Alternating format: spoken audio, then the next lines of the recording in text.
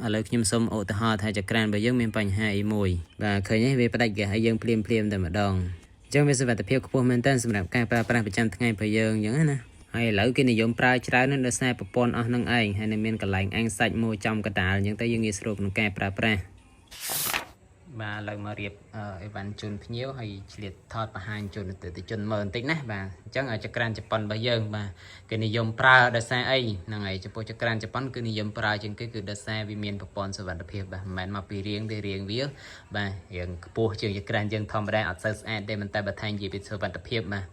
ចក្រានជប៉ុនគឺសុវត្ថិភាពបំផុតបាទសុវត្ថិភាពបំផុតនៅពេលដែលយើងប្រើភ្លេចបិទហ្គាសក្តៅដល់កម្រិត180ទៅ200វាផ្ដាច់ហ្គាសឲ្យយើងស្វែងប្រវត្តិតែម្ដងអញ្ចឹងអ៊ំពូមីងប្រើអីឧស្សាហ៍ភ្លេចភ្លាំងអីគឺ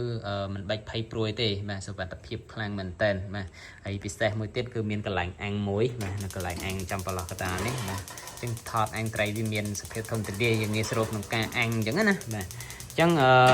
ពិសេសមែនតើបាទតកតងមួយប្រព័ន្ធសុវត្ថិភាពទី1ទី2គឺមានកន្លែងអាំងមកណាបាទអញ្ចឹង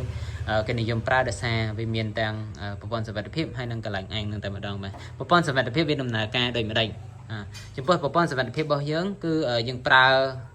ដាក់ឆ្នាំងពីលើទៅភ្លេចបិទហ្គាសបាទហូតទឹកអស់អញ្ចឹងទៅក្តៅដល់កម្រិត180 200វាផ្ដាច់ហ្គាសហើយវាផ្ដាច់ហ្គាសហ្នឹងដោយសារអីគឺដោយសារប្រព័ន្ធ SI sensor មកណាបាទ SI sensor ប្រព័ន្ធ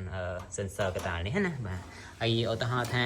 ខាងចក្រានរបស់យើងមានបញ្ហាកន្លែងណាអីគឺវាផ្ដាច់ហ្គាសឲ្យយើងដែរឥឡូវខ្ញុំសូមឧទាហរណ៍ថាវាអត់មានថ្មចុះបងឃើញទេ